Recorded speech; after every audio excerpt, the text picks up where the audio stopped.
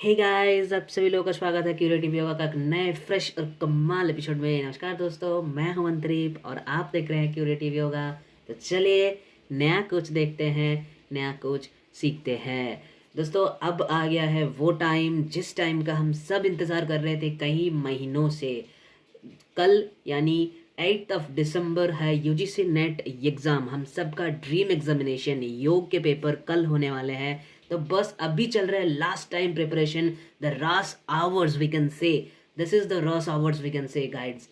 सो इस टाइम में जो भी चीज़ें हमें करनी है, बहुत ही हमारे माइंड को शांत रखना है, रिलैक्स रिलैक्स करना है एंड बस पी वाई क्यूज़ के ऊपर फोकस करनी है, उसको सॉल्व करना है बस। इसके अलावा जो भी चीज़ें हम पढ़े हैं सबको रिवीजन हम लास्ट वर्ष में आके तो नहीं कर सकते। इतने दिनों से हम रिवीजन कर रहे हैं, इतने दिनों से हम मैराथन सेशंस देख रहे हैं, तो सभी को हमने ऑलरेडी कवर कर चुके हैं हम लोग। आज मैं करने वाला हूँ इस वीडियो में डिस्कस यूजीसी नेट 2023 जून सर्कल में जो पेपर हुआ था, उसका जो पेपर 1 था, उस पेपर 1 का फर्स्ट पार्ट हम लोग ऑलरेडी शूट कर चुके हैं, जो वीडियो हमारे चैनल में अवेलेबल है। अगर आपने नहीं देखा तो आपका डिस्क्रिप्शन बॉक्स में उसका लिंक दिख रही होगी और उस लिंक को हम आई बटन में भी अटैच कर रहे हैं, तो आप आई बटन या डिस्क्रिप्शन बॉक्स कहीं से भी उसका लिंक फाइंड करके देख सकते हो। और ये वीडियो बनने वाला है उसी पार्ट का, यानी उसी पेपर 1 का पार्ट 2 बनने वाला है ये वीडियो। उस वीडियो में हमने पहले वीडियो में हमने 25 क्वेश्चन डिस्कस कर चुके थे। इस वीडियो में हम बाकी के क्वेश्चन डिस्कस करेंगे आज। तो चलिए बिना किसी देरी किए हुए जल्दी से आगे बढ़ते हैं इस वीडियो में और देखते हैं जल्दी से जल्दी हर एक क्वेश्चंस को उनके एनालिसिस कर लेते हैं एक बार, ताकि इस बार यानी कल जब हम एग्ज़ाम देंगे तो वो पेपर का एक भी क्वेश्चन हमारे लिए ऐसा ना लगे ये हमने कभी नहीं सुना। तो चलिए जल्दी से आगे बढ़ते हैं इस वीडियो में और देखते हैं। पहला क्वेश्चन जो हमें पूछा जा रहा है कि लॉजिकल रीजनिंग से क्वेश्चन है कि विच of the following contradictory statement, which of the following is contradictory. देखिए ये एरिस्टोटेलियन स्क्वायर से पूछा गया है जी। ये क्वेश्चन जो है ये डायरेक्टली पूछा जा रहा है आपसे एरिस्टोटेलियन स्क्वायर से। डायरेक्ट आपको बता दिया है कि कॉन्ट्राडिक्टरी स्टेटमेंट क्या है, कौन से स्टेटमेंट का, नो बर्ड्स और मैमल्स। इस स्टेटमेंट जो ये जो स्टेटमेंट है इस स्टेटमेंट का कॉन्ट्राडिक्टरी। तो पहले आप लोगों को पता है कि ऐसे क्वेश्चन जो है अगर आपको मनी मन आंसर आ भी रहा है फिर भी एरिस्टोटेलियन स्क्वायर ड्रॉ करो, फिर भी एक बार एरिस्टोटेलियन स्क्वायर ड्रॉ करो, क्योंकि ये एरिया जो है यहाँ से नंबर हम छोड़ नहीं सकते। ये डायरेक्ट एरिया होती है जहाँ से हम परफेक्ट नंबर ले सकते हैं। तो हमें पता है कि एरिस्टोटेलियन वेयर में हम कैसे कैलकुलेट करते हैं, AEIO ऐसा एरिस्टोटेलियन स्क्वायर बना लो। और ये तो कॉन्ट्राडिक्टरी रिश्ता हमारा ये डायगोनल होती है। ये हमें पता है कि कॉन्ट्राडिक्टरी रिश्ता कौन होता है, हमारा जो डायगोनल रिश्ता होती है, ये कॉन्ट्राडिक्टरी है। तो आपको वही पूछा गया है। और सेंटेंस क्या दिया हुआ है, नो बर्ड्स और मैमल्स। ये किस टाइप का सेंटेंस है जी, ये ई टाइप का सेंटेंस है, मतलब ये वाला हमें दिया है। तो इसका कॉन्ट्राडिक्टरी कौन है, आई वाला स्टेटमेंट होगा। अब देखो यहाँ पे आई वाला स्टेटमेंट कहाँ है, सम बर्ड्स और मैमल्स, ये है हमारा आई वाला, ये हमारा आई वाला स्टेटमेंट है। ये जो है ये हमारा ओ वाला स्टेटमेंट है। थर्ड जो है ये हमारा ए वाला स्टेटमेंट है। और फोर्थ जो है ये भी हमारा ए वाला स्टेटमेंट है। तो आई इस स्टेटमेंट का आई वाला यानी नो बर्ड्स और मैमल्स कह रहे हैं, मतलब all birds are not mammals, ऐसा कहा हुआ है इस स्टेटमेंट में, ई में, जो कि गिवन स्टेटमेंट है क्वेश्चन पर।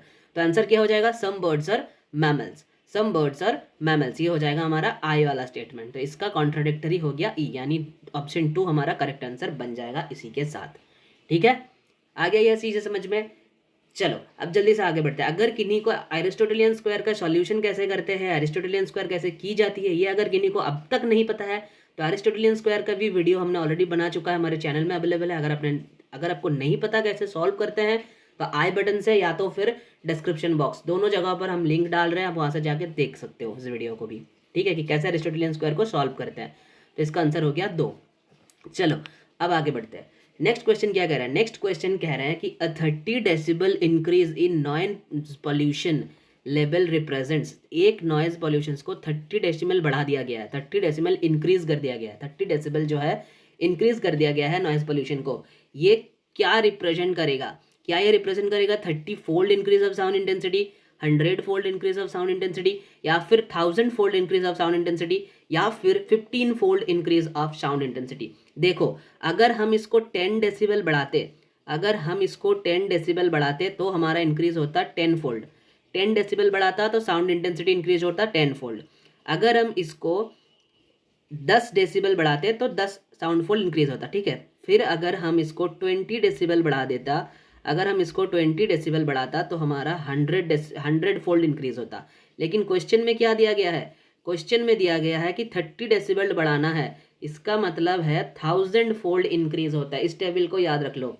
आपको इस पिछले बार पूछा गया था 30 डेसिबल, क्या पता इस बार आपको क्वेश्चन उल्टा पूछ ले, घुमा के क्वेश्चन पूछ ले कि 100 साउंड इंटेंसिटी इंक्रीज हुआ है, इसका मतलब है कितना डेसिबल बढ़ाया गया है, इसका मतलब है कितना डेसिबल बढ़ाया गया है। तो आपको पता है कि 30 अगर 1000 इंक्रीज हुआ है, 1000 फोल्ड अगर इंक्रीज हुआ है साउंड इंटेंसिटी, तो इसका मतलब है 30 डेसिबल बढ़ाया गया है। ऐसे भी पूछ सकते हैं कि 100 फोल्ड इंक्रीज हुआ है साउंड इंटेंसिटी में, तो कितना डेसिबल बढ़ाया गया है, मतलब 20। ठीक है, तो आपको क्वेश्चन में क्या पूछा था, क्वेश्चन में पूछा था कि 30 डेसिबल बढ़ा दिया गया है तो कितना इंटेंसिटी बढ़ेगा, इंटेंसिटी जो है वो 1000 बढ़ेगा, क्योंकि 10 डेसिबल जब हम बढ़ाते हैं तो इंटेंसिटी बढ़ता है 10 फोल्ड, जब हम 20 डेसिबल बढ़ाते हैं तो इंटेंसिटी बढ़ता है जी 100 फोल्ड, जब हम 30 डेसिबल बढ़ाते हैं तो इंटेंसिटी बढ़ता है जी हमारा 1000 फोल्ड्स। ठीक है, तो ये हो गया हमारा आंसर। इसी के साथ ऑप्शन 3 आपका करेक्ट आंसर हो जाएगा। इस आंसर को ध्यान में मत रखो, यहाँ पे जो आंसर किया हुआ है इसको ध्यान में मत रखो, जो मैं बता रहा हूँ वो आंसर सही है, यानी जो आपको नेक्स्ट स्लाइड में आंसर दिख रहा है ये सही है। ठीक है, ऑप्शन 3 आपका करेक्ट आंसर हो जाएगा। चलो अब बताओ, in 1965 Gordon Moore, co-founder of Intel, made a prediction about the future of computer processing. What does his prediction known as Moore's law? यानी आपको यहाँ पे डायरेक्टली पूछा जा रहा है कि मोरेज लॉ जो है उसमें उन्होंने क्या बताया हुआ है। आपके पास 4 ऑप्शन है। क्या बोल रहा है, पहले ऑप्शन में आपको कहा जा रहा है कि as technology continues to advance computer chips will become obsolete, यानी टेक्नोलॉजी जब बढ़ती जाएगी, जितने एडवांस होते जाएंगे computer chips day to day obsolete होते जाएगा। तो क्या ये मोरेज लॉ ने कहा था? जी नहीं, ये नहीं कहा था। इस क्वेश्चन को सॉल्व करने से पहले ना एक बार ये पढ़ लेते हैं कि मोरेज लॉ ने क्या बताया हुआ है, गॉर्डन मोरे ने बताया क्या था उनके लॉ पर। देखो मोरेज लॉ ने क्या बताया गया था, the number of transistor on a microchip राफली double, the number of transistor on a microchip, एक माइक्रोचिप में जो ट्रांजिस्टर की नंबर है वो डबल होते जा रहा है, रफली डबल एवरी 2 ईयर्स, हर 2 साल में वो चिप जो है माइक्रोचिप की जो नंबर है ट्रांजिस्टर में वो बढ़ती चली जाएगी। Whereas its cost is halved over that same time, और उसकी प्राइस जो है, उसका प्राइस जो है वो कम होता जाएगा धीरे धीरे, जो कि आज हमें दिख रहा है, जो कि आज दिख रहा है। पिछले कई साल में इसके साथ अगर हम कंपेयर करेंगे तो जब पिछले साल में जो फ़ोन हाईली एक फ्लैगशिप लेवल पे आते थे, वही सारे फीचर्स आज हमको मिल रहा है एक बजट सीरीज में। एक बजट सीरीज में आप लोग, बहुत सारे लोग फ़ोन खरीदते हैं, हम ऑफर्स में देखते हैं, तो कई सारे फ्लैगशिप लेवल्स के फ़ोन जो पहले फ्लैगशिप लेवल में फीचर्स आया करते थे, वो सारे फीचर्स अब आ रहे हैं हमारे बजट लेवल पे। तो यही चीज़ें कहा गया था मोरेज लॉ में कि ट्रांजिस्टर में जो माइक्रोचिप है वो बढ़ाया जाएगा, यानी स्पीड उनकी डबल होती जाएगी, और जो कॉस्ट है वो कॉस्ट डे टू डे कम होता जाएगा। तो अब देखो इस लॉ को कहाँ कहा गया, पहले स्टेटमेंट में बिल्कुल इसको उल्टी चीज कहा जा रहा है। पहले स्टेटमेंट में बताया जा रहा है as technology continues to advance computer chip is obsolete, computer chip ही बोल रहा है कि ऑब्सोलेट हो जाएगा। ये तो बिल्कुल गलत बात है जी, ये हमारा ऑप्शन नहीं हो सकता। दूसरे क्या कह रहा है, दूसरा ऑप्शन में कह रहा है computer processing will double, computer processing power will be double, यानी कंप्यूटर का जो प्रोसेसिंग पावर है वो डबल हो जाएगा। बिल्कुल, हम ट्रांजिस्टर में जितना चिप ऐड करते जाएंगे, नंबर ऑफ चिप्स अगर हम बढ़ाते जाएंगे तो प्रोसेसर जो है वो डबल हो जाएगा एवरी 18 मंथ्स टू 2 ईयर।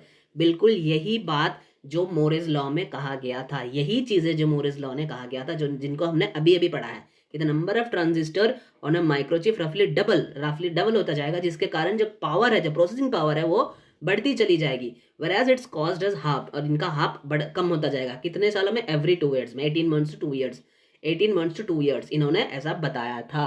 ठीक है, तो ये हो गया हमारा करेक्ट आंसर। इस क्वेश्चन का करेक्ट आंसर हो गया जी 2, इस क्वेश्चन का करेक्ट आंसर हो गया आंसर 2।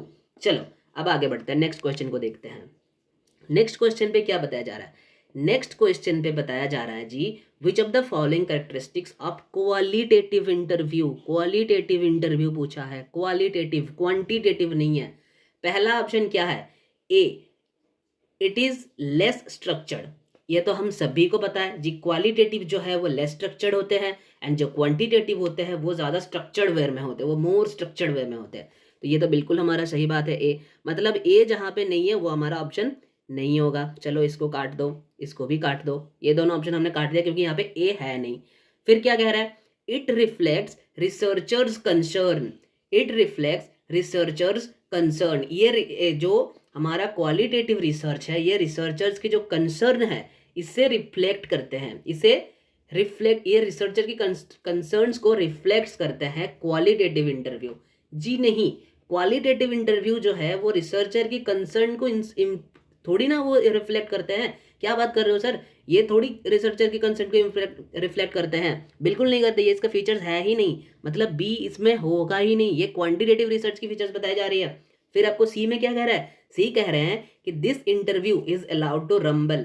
अब चलो, अब बहुत लोग कहोगे कि सर इसका मतलब नहीं पता है, भाई इसका मतलब हमें नहीं पता है, तो इसका मतलब अगर नहीं पता है तो हिंदी देख लो। ये साक्षात्कार में वैशिर पेर की वैशिर पोर की बातें करती है, अनुमति होती है। अच्छा ठीक है, चलो ये अगर फिर भी, क्योंकि ये जो रिसर्च की जो टर्म होते हैं ना इसमें हिंदी भी आप पढ़ोगे तो ज़्यादा आपको समझ में नहीं आता, तो चलो इसको क्यू में रखते हैं सी, अगर समझ में नहीं आएगा। हालांकि मैं बता दूंगा ये एक्चुअली जो है ये क्वालिटेटिव रिसर्च की ही फीचर्स है, इसमें अलाउ की जाती है रंबल बातें, आप कर सकते हो, अब विभिन्न हर तरीके की बातें यहाँ पे कर सकते हो इंटरव्यू में, क्योंकि क्वालिटेटिव पूछा जा रहा है। अगर क्वांटिटेटिव क्वेश्चन होता तो आपको ऑप्शन बांध दिया जाता, आपको ये सर नो में, क्योंकि वहां पे क्वांटिटी मेजर की जाती है। क्वालिटेटिव में आप खुल के बता सकते हो कि हाँ मुझे ये है, इस तरीके से जाएंगे तो ऐसा होगा, उसमें जाएंगे तो ऐसा होगा, इसमें आप खुल के बातें कर सकते हैं क्वालिटेटिव में, तो ये बिल्कुल क्वालिटेटिव की ही फीचर्स है।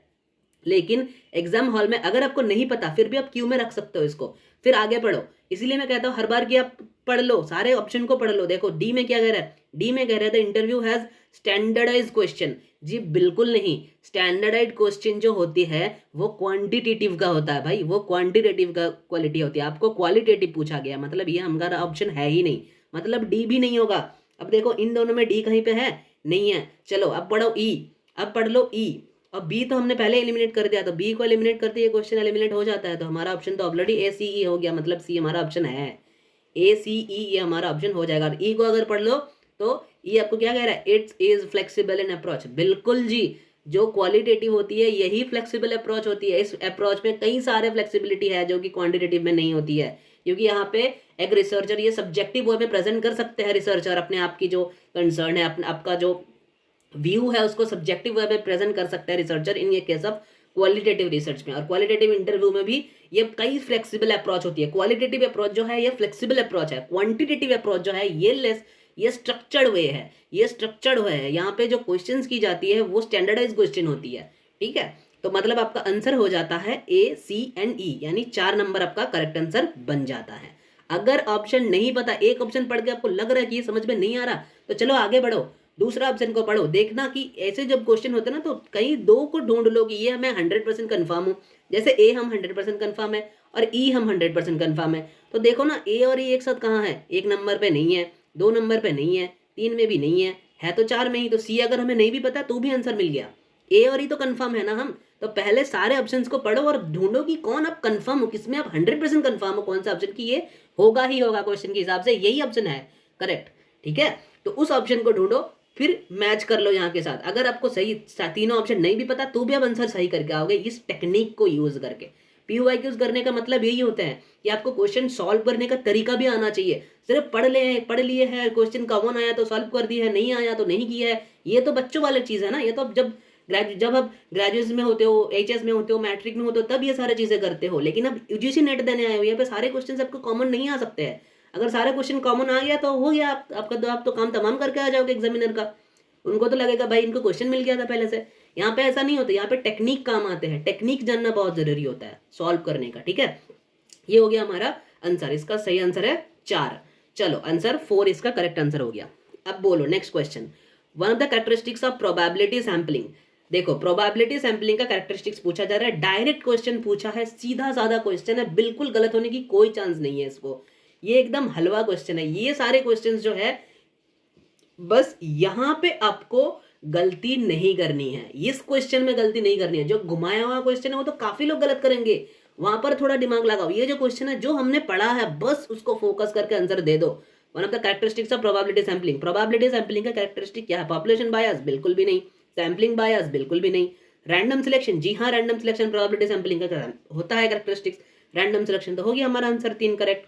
चलो अब आगे चलते हैं जल्दी से, आंसर 3 हमारा करेक्ट बन गया है इसके साथ, ठीक है। चलो नेक्स्ट क्वेश्चन क्या कह रहा है, नेक्स्ट क्वेश्चन कह रहे हैं कि MP3 and GIF are two file extension, .mp3 and .gif, these are the two file extension used with files containing moving images। ये उन फाइलों में एक्सटेंशन के तौर पर यूज होते हैं जहां पर जिस फाइल कंटेनिंग मूविंग इमेजेस, जहाँ पे इमेजेस मूव होती है, ऐसे फाइल कंटेनिंग इमेजेस ये होते हैं, ये इस फाइल का एक्सटेंशन नेम होता है। क्या ये सही है? बिल्कुल। आप लोगों ने नहीं देखा, जो वीडियो फाइल होता है उसका एक्सटेंशन होता है जी MP4, और GIF फाइल तो हम सभी ने देखा, वहाँ पे मूविंग इमेजेस होता है। GIF नहीं पता आप लोगों को? आप लोग इतने सारे व्हाट्सएप वगैरह करते हो, सोशल मीडिया में हो, तो GIF फाइल तो हम सभी को पता है। तो बिल्कुल ये स्टेटमेंट सही है जी, स्टेटमेंट 1 तो बिल्कुल सही है। फिर क्या कह रहा है statement 2, .rar and .zip .rar and .zip are two file extension used with files containing compressed data। zip file आप लोगों ने तो पता, चलो RAR नहीं पता, मैं मान लेता हूँ कई सारे लोगों को RAR नहीं पता है, लेकिन zip फाइल तो पता है भाई। अब zip फाइल आपको पता है, zip फाइल जो है वो कंप्रेस्ड इमेज को नहीं कैरी करती है, कंप्रेस्ड डेटा को zip फाइल जो है वो कंप्रेस्ड डेटा को ही तो कैरी करते हैं। .zip फाइल जिसका एक्सटेंशन होता है .zip, वो क्या करते हैं, वो तो कंप्रेस डेटा को ही कैरी करते हैं। तो ये स्टेटमेंट बिल्कुल सही है, RAR एंड जिप ये दोनों स्टेटमेंट यही है। तो ये कहने, अब देखो देखने वाली बात यहाँ पे यह है कि हमेशा ना ऐसे एक्सटेंशन से क्वेश्चन पूछा जा रहा है। अब UGC नेट में ऐसे एक्सटेंशन से क्वेश्चन पूछा जा रहा है, तो जैसे कि काफी इंपॉर्टेंट एक्सटेंशन नेम है, इसको पढ़ लो, जैसे MP3, MP4, GIF, ठीक है, RAR, DOC, किसमें क्या किस तरीके की file, DOC, DOCX, PDF, JPG, JPEG, ये सारे फॉर्मेट्स को एक बार पढ़ लो। ये सारे एक्सटेंशन जो होते हैं, XLS, ये सारे एक्सटेंशन जो होते हैं, किस तरीके के, कौन से फाइल का एक्सटेंशन क्या होता है, इसको पता होना चाहिए, क्योंकि इसमें से क्वेश्चन पूछा जा रहा है और बहुत इजी क्वेश्चन है, टफ नहीं है जी। हम रेगुलर लाइफ में यूज करते हैं इसको। आप लोग सोशल मीडिया वगैरह तो करते ही होंगे, तो वहां पे MP4 फाइल नहीं देखते हो, वीडियो नहीं देखते हो, GIF फाइल नहीं देखते हो आप लोग, ZIP जिप फाइल नहीं देखते हो, ये सारे फाइल्स तो हम देखते हैं, लेकिन हमको बस पता होनी चाहिए कि ये है इस चीज का, ये इस चीज का एक्सटेंशन ये ऐसी होती है, ठीक है। तो ये दोनों स्टेटमेंट बिल्कुल करेक्ट है, ये दोनों स्टेटमेंट बिल्कुल करेक्ट है। चलो अब आगे बढ़ते हैं इसी के साथ। क्या कह रहा है, फिर से स्टेटमेंट वाला क्वेश्चन, क्या कह रहा है, gaining access to a public और social setting is an important issue in ethnographic research. Ethnographic research का कह रहा है कि एक इम्पॉर्टेंट इशू होती है गेनिंग एक्सेस गेन करना टू ए पब्लिक और सोशल सेटिंग इन पब्लिक और सोशल सेटिंग यानी एथनोग्राफिक रिसर्च का मतलब क्या है, पहले तो ये पता होनी चाहिए आप लोगों को। एथनोग्राफी रिसर्च की जो मतलब होती है वो है कि हम किसी की कल्चर के ऊपर जब हम रिसर्च करते हैं, कल्चर के अकॉर्डिंग जब हम रिसर्च करते हैं कोई भी कल्चर के ऊपर बेच करके, तो उसे हम एथनोग्राफी कहते हैं। और एथनोग्राफी रिसर्च करने के लिए ना सबसे मुसीबत चीज, सबसे प्रॉब्लमेटिक चीज पता है क्या है, सबसे बड़ा इशू क्या है उसमें, कि आपको परमिशन लेना चाहिए, कि आप जिस भी कल्चर पे करना चाहिए तो उसके पब्लिश उसको उस कल्चर के ऊपर रिसर्च करने के लिए पब्लिक मतलब परमिशन की जो बातें होती है, यही सबसे बड़ा एक्सेस लेना उस कल्चर के ऊपर, वही सबसे बड़ा चीज होती है, वही सबसे बड़ी इशू होती है। तो बिल्कुल ये बात जो है स्टेटमेंट 1 वो बिल्कुल सही बात है। स्टेटमेंट 1 जो कह रहा है ये बिल्कुल सही बात है।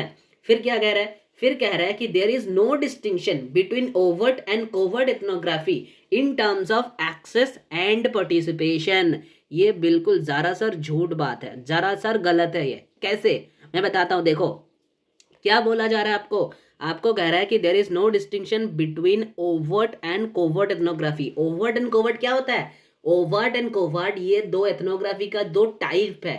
कोवर्ट का मतलब होता है कि आप किसी कल्चर के ऊपर रिसर्च कर रहे हो, किसी कल्चर को आप ऑब्जर्व कर रहे हो, उनके बिहेवियर, उनके कैरेक्टरिस्टिक्स, लेकिन उन लोगों को पता नहीं है कि आप उनके ऊपर काम कर रहे हो। कोवर्ट का मतलब होता है कि आप छुप के ऑब्जर्व कर रहे हो किसी कल्चर को, किसी कल्चर के ऊपर आप रिसर्च कर रहे हो, आर्टिकल लिखने वाले हो, लेकिन उनको नहीं पता कि आप उनके ऊपर रिसर्च कर रहे हो। यह भी इथिकली है, ऐसा नहीं है कि ये गलत है, ये भी इथिकल है।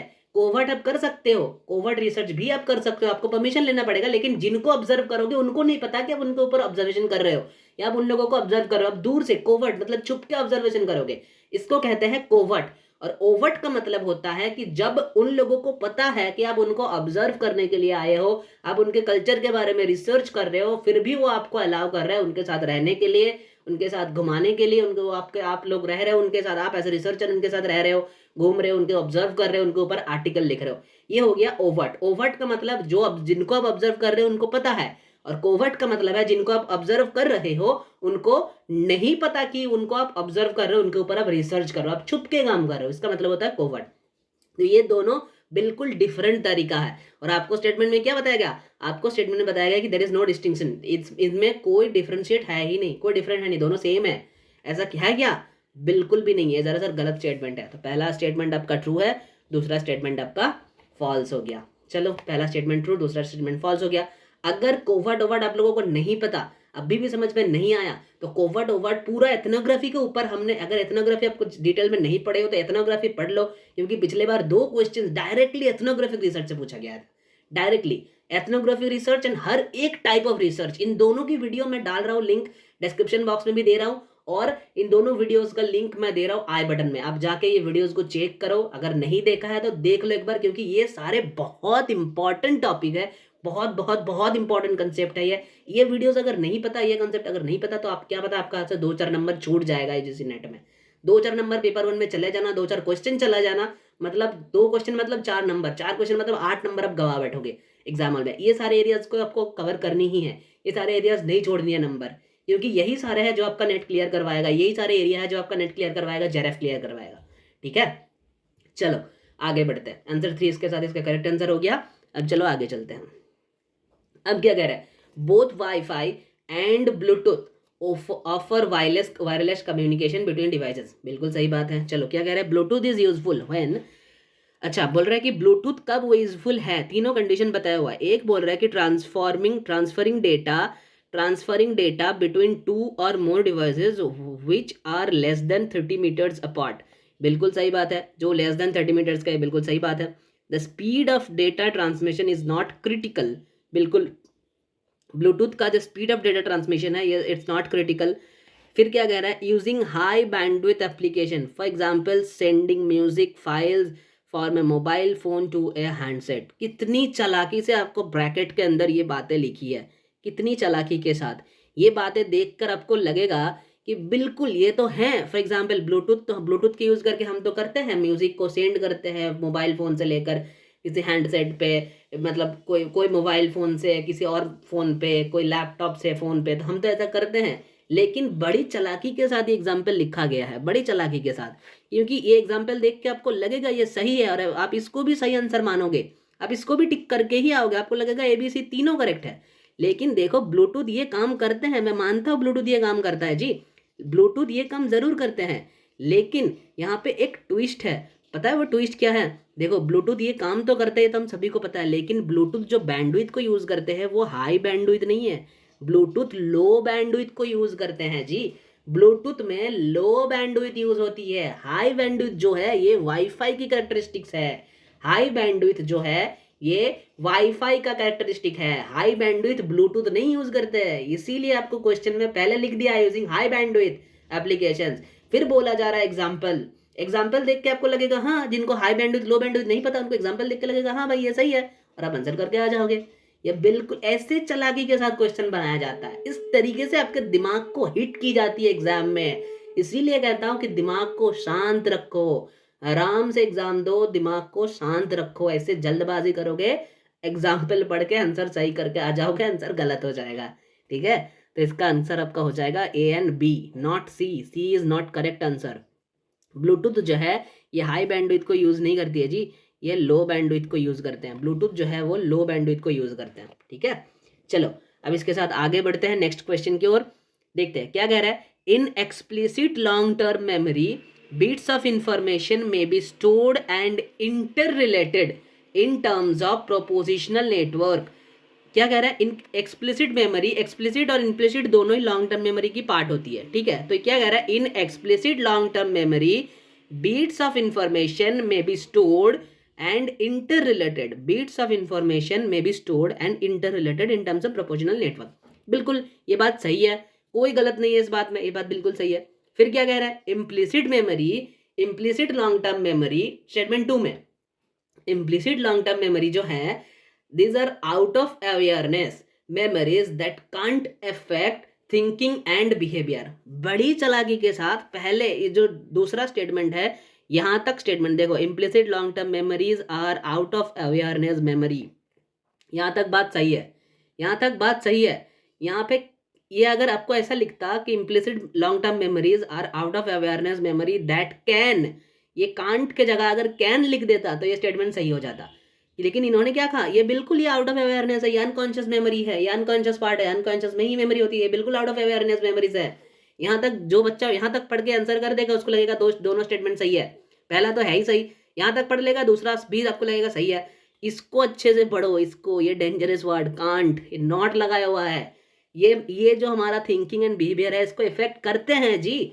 जो इम्प्लिसिट मेमोरी है, ये थिंकिंग एंड बिहेवियर, ये अनकॉन्शियस मेमोरी है, ये अनकॉन्शियस पार्ट में होती है, आउट ऑफ अवेयरनेस बिल्कुल है, लेकिन ये हमारा थिंकिंग एंड बिहेवियर को भी इफेक्ट करते हैं। यहाँ पे बताया हुआ नहीं करते हैं, नहीं लगाया हुआ है यहाँ पे, मतलब ये स्टेटमेंट गलत हो गया।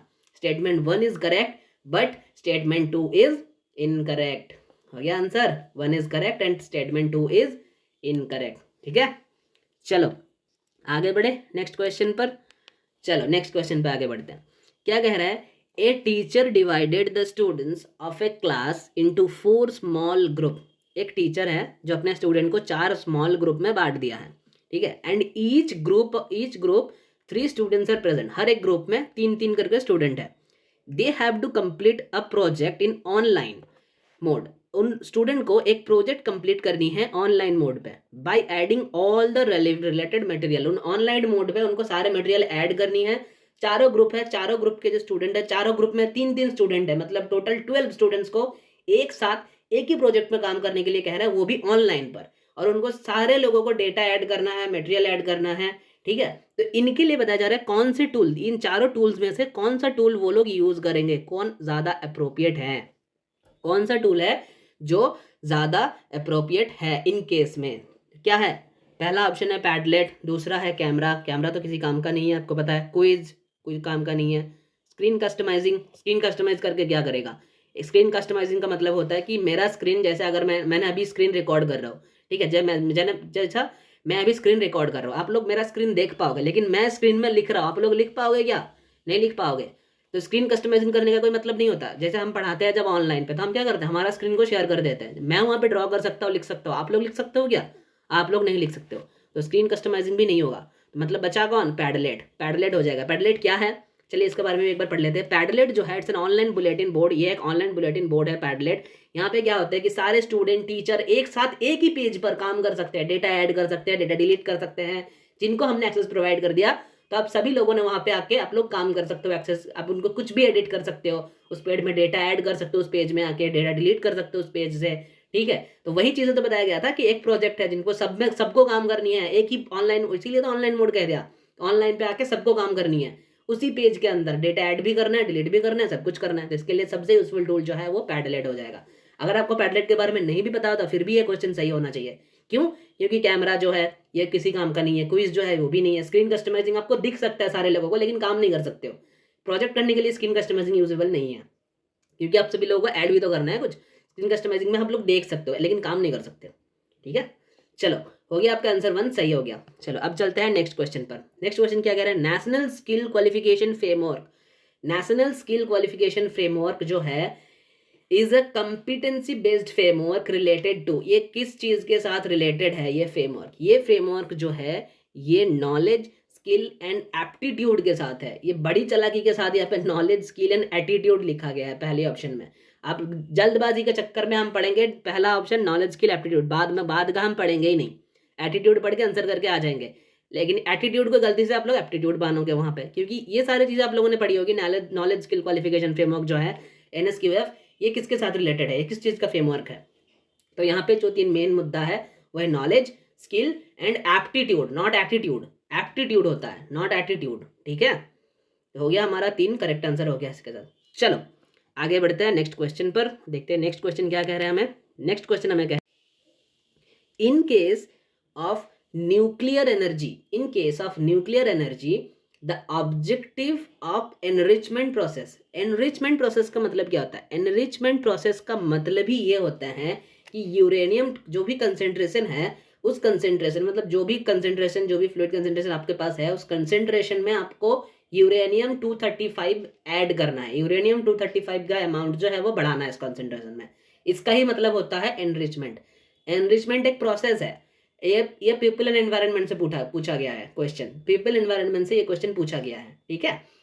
एनरिचमेंट का मतलब होता है कि यूरेनियम 235 का जो अमाउंट है उसको इंक्रीज करना है गिवन सॉल्यूशन पर, ठीक है। तो इसलिए आपका आंसर जो है वो 2 आपका करेक्ट आंसर बन जाएगा। ऑप्शन 2 आपका करेक्ट बन जाएगा इसी के साथ, ठीक है। चलो नेक्स्ट क्वेश्चन पे चलते हैं।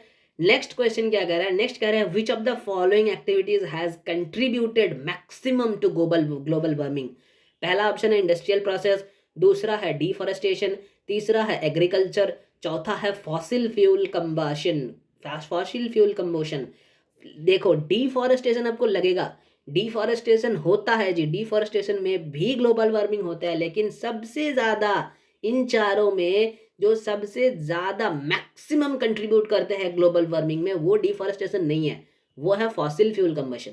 फॉसिल फ्यूल कंबशन जो है ये सबसे ज्यादा कंट्रीब्यूट करते हैं ग्लोबल वार्मिंग के लिए। सबसे ज्यादा कंट्रीब्यूट ये करते हैं फॉसिल फ्यूल, ठीक है। फॉसिल फ्यूल कंबशन से सबसे ज्यादा कंट्रीब्यूट होता है डिफॉरेस्टेशन के लिए। एग्रीकल्चर नहीं, गलती से ये 3 हो गया, इसका आंसर 4 होगा, 4। इसका आंसर 4 होगा, ठीक है। इसका करेक्ट आंसर है 4। चलो अब आगे बढ़ते हैं। Turbidity. Turbidity one of the important water quality parameters. Yes, turbidity measure की जाती है वाटर क्वालिटी को मेजर करने के लिए। वाटर क्वालिटी कैसी है इसको मेजर की जाती है, इज मेजर्ड इन। इसका यूनिट पूछ रहा है। अच्छा, टर्बिडिटी का यूनिट पूछ रहा है। टर्बिडिटी का जो यूनिट है वो है एनटीयू। टर्बिडिटी का जो यूनिट है उस यूनिट का नाम है जी एनटीयू, ठीक है। इस यूनिट का नाम क्या है? एनटीयू। ये आपको याद करने वाली चीज है, इसको आप सोल्यूशन मतलब ऐसे नहीं कर सकते। Colour units, pH units, microgram, ये दो तो आप फिर भी एलिमिनेट कर सकते हो, लेकिन आपको नहीं पता है तो आप माइक्रोग्राम या एनटीयू इनमें से एक सेलेक्ट करके अंदाज से इस क्वेश्चन को दे सकते हैं। तो लेकिन ये पता नहीं होता है, एग्जैक्ट आंसर आपको पता होना चाहिए इसका, ठीक है। तो ये पता कर लो कि टर्बिडिटी का जो वाटर क्वालिटी मेजर करता है टर्बिडिटी में, टर्बिडिटी का यूनिट जो है वो एनटीयू होता है, एनटीयू। इसका आंसर हो जाएगा 3, यानी एनटीयू, ठीक है। चलो, in communication metonyms reflect reality, artificiality, fantasy या हिडन सीक्रेट्स। इसमें कुछ भी करेक्ट आंसर नहीं है। ना तो रियलिटी को, ना तो मेटोनिम का मतलब होता है रियलिटी, ना तो मेटोनिम का मतलब होता है आर्टिफिशियलिटी, ना तो फैंटेसी होती है, ना तो हिडन सीक्रेट। इसको ड्रॉप कर दिया गया, ये क्वेश्चन को यूजीसी की तरफ से ड्रॉप कर दिया गया, ठीक है। तो इस क्वेश्चन को यूजीसी की तरफ से मेटोनिम का जो रिफ्लेक्शन है इन चारों में से एक भी फिट नहीं बैठता, इसलिए इस क्वेश्चन को ड्रॉप कर दिया गया था यूजीसी की तरफ से। पिछले बार ये फाइनल आंसर की में आया था, ये क्वेश्चन ड्रॉप था, ठीक है। इस पर दिमाग मत चलाओ, ये क्वेश्चन ड्रॉप है।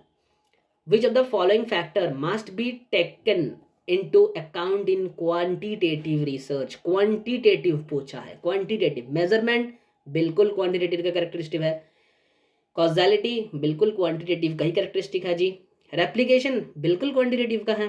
आंसर आपको 3 ही सिलेक्ट करना है, आप लोगों ने कर लिया, फिर भी पढ़ लो। Exclusion of statistical analysis, inclusion of statistical analysis होता तो सही होता। लेस इंपॉर्टेंस स्टैंडर्ड, भाई ये पूरा स्टैंडर्डाइजेशन पे इंपॉर्टेंस देती है ये स्टैंडर्डाइज्ड प्रोसेस होती है। बिल्कुल ये दोनों गलत है लास्ट वाले, मतलब ए बी सी हो गया answer 1 correct, A B C. चलो आगे बढ़ो, ये सारे क्वेश्चन में टाइम वेस्ट नहीं करनी है, ये सारे आसान क्वेश्चन होती है। अच्छा ये बताओ क्या है, क्या होगा? ये एक नंबर सीरीज पूछा गया है, नंबर सीरीज 2, 6, 12, 20। अगला ऑप्शन आपको पूछ रहा है, बड़ा आसान है ये, बड़ा आसान है। इसको इस फॉर्मूले में किया गया है 2 का स्क्वायर -2, यानी 4 - 2 = 2। फिर देखो 3 का स्क्वायर क्या होता है 9, -3 कर दो, इसके साथ -3 कर दो, मतलब हो गया 6। तो वैसे ही अब 4 का स्क्वायर कर लो, 4 का स्क्वायर करोगे तो 16 -4। 5 का स्क्वायर कर लो, 5 5 जा फिर 25 -5। तो ऑप्शन आपका हो जाएगा 6 का स्क्वायर। 6 का स्क्वायर क्या होता है जी 36 होता है, -6 कर दो यानी 30 आपका आंसर हो गया सही, ठीक है। चलो आ गया, ये समझ में आ गया ना, 30 आंसर आपका सही हो जाता है इसमें। ये इस तरीके से इस क्वेश्चन को सॉल्व करनी चाहिए, ठीक है। चलो पहले नेक्स्ट क्वेश्चन पे आगे बढ़ते हैं। International solar alliances was launched in the year, कौन से ईयर में लॉन्च किया गया था? आईएसए। आईएसए जो है वो 2015 को लॉन्च किया गया था, 2015 को, 2015 को लॉन्च किया गया था, 2015 को, ठीक है। 2015 को ये जो IUI है, ISA जो है इंटरनेशनल सोलर अलायंसेस, इसको 2015 में लॉन्च किया गया, 2015 में, यानी 2015 को। ठीक है, हो गया आपका आंसर 1। नेक्स्ट क्वेश्चन क्या कह रहा है? नेक्स्ट कह रहे हैं कि the circular mode of communication doesn't favour feedback. भाई सर्कुलर मोड जो है ये तो फीडबैक को फेवर करती है। बिल्कुल गलत बात कहा गया है यहाँ पे, बिल्कुल गलत बात बोला है यहाँ पे। सब बोल रहा है कि सर्कुलर मोड ऑफ कम्युनिकेशन जो है वो फीडबैक को फेवर नहीं करती। हमने पढ़ा है भाई कम्युनिकेशन में सर्कुलर मोड जो है फीडबैक को फेवर करती है, आप सभी लोगों को पता है, ये बिल्कुल गलत है। फिर कह रहे हैं linear mode of communication, linear mode of communication demands continuity of communication and enable immediate feedback. अगर ये स्टेटमेंट यहाँ पे कहा होता तो सही होता, ये यहाँ पे कहते तो सही है। ठीक है, मतलब ये लीनियर वाला है, ये लीनियर है, और स्टेटमेंट 2 में जो कहा गया है जो उसको लीनियर बताया गया है वो सर्कुलर है। मतलब ये दोनों स्टेटमेंट ज़रा झूठ है, दोनों स्टेटमेंट ही गलत है। 1 और 2, टू आर फॉल्स। ये बहुत आसान क्वेश्चन है, ये पढ़ के ही समझ में आ जाता किसी को भी, क्योंकि ये आप लोगों को पता है लीनियर का मतलब वन साइडेड है। इसमें कहाँ से फीडबैक आ गया भाई? ये कहाँ से कंटिन्यूटी डिमांड करते हैं? कंटिन्यूटी डिमांड तो करते हैं वो तो सर्कुलर करते हैं, कंटिन्यूटी डिमांड करते हैं। मैं बोल रहा हूँ कुछ आपको, आप लोग मुझे कुछ बोल रहे हो, जैसे मैं अभी बात कर रहा हूँ, ये लीनियर कम्युनिकेशन है। मैं बात कर रहा हूँ, आप लोग सुन रहे हो, आपकी बातें मेरे तक थोड़ी ना पहुंच रहा है। लेकिन जब हम लाइव क्लास में होते हैं, जैसे मैं कुछ बोलता हूँ, आप लोगों को कोई प्रॉब्लम होता है, आप तुरंत मुझे रोक देते हो, आप पूछते हो लाइव क्लास में कि ये बता दो भाई, वो बता दो, ये बता दो, ये बता दो, आप लोग पूछ लेते हो। लेकिन यहाँ पे मैं जब रिकॉर्ड कर रहा हूँ तो मैं अकेला बैठा हूँ, इसमें मैं हॉल में अकेला बैठ कर रिकॉर्ड कर रहा हूँ, मैं पढ़ाया जा रहा हूँ, आप लोग देखोगे, आप लोग कोई सवाल भी होंगे तो आप लोग यहाँ पे कमेंट में आके मुझे पूछोगे, मैं वहाँ पे बता सकता हूँ। डायरेक्ट थोड़ी ना आपकी आवाज़ मेरे तक पहुँच रहा है। मेरे सामने कैमरा लगा हुआ है, मेरे सामने मेरा आईपैड है, मैं यहाँ पे पढ़ा रहा हूँ, पैड में मेरा मैं रिकॉर्डिंग कर रहा हूँ, सारी चीज़ें यहाँ पे रिकॉर्डिंग वाला सेशन चल रहा है। यहाँ पे मैं लाइव बातें थोड़ी ना कर रहा हूँ आप लोगों से, तो ये लीनियर कम्युनिकेशन है। यहाँ पे आप लोग थोड़ी मुझसे पूछ सकते हो कंटिन्यूटी कैसे डिमांड कर सकते हो, यहाँ पे कंटिन्यूटी होगा ही नहीं, कैसे कंटिन्यूटी डिमांड करेगा? तो ये बिल्कुल गलत है। ठीक है, दोनों स्टेटमेंट बिल्कुल गलत है। मतलब जो स्टेटमेंट 2 में जिसको लीनियर मत कहा गया है वो एक्चुअल में सर्कुलर है, जिसको सर्कुलर कहा गया है वो एक्चुअल में लीनियर है। ठीक है, तो इसका आंसर हो जाएगा ऑप्शन 2। तो बस हमने कर ली सारे क्वेश्चन। बस इस दोनों वीडियोस में हमने सिर्फ मैथमेटिकल वाले सेक्शन को अलग से रखा था, क्योंकि मैथमेटिकल वाला ये जो पार्ट है वो आपको क्लास में करवाया गया था। ठीक है, मैथमेटिक को हमने अलग से रखा है, मैथमेटिक को हमने यहाँ पे अटैच नहीं किया है। तो बाकी सिर्फ मैथ्स को छोड़ के, यानी DI वाले जो सेक्शन है, जो मैथ्स वाला क्वेश्चन है, उसको छोड़कर सारे के सारे क्वेश्चन जो है हमने डिस्कस कर ली है इस दोनों वीडियो में। इस दोनों वीडियो को देख लो, और आप सभी को बहुत बहुत बहुत बहुत शुभकामनाएं आपके एग्जाम के लिए। सभी को ऑल द बेस्ट। तो बस दोस्तों, फिलहाल वीडियो में इतना ही, फिर मिलते हैं आप लोगों के साथ अगले वीडियो में। तब तक के लिए stay healthy, stay happy and keep doing yoga. धन्यवाद।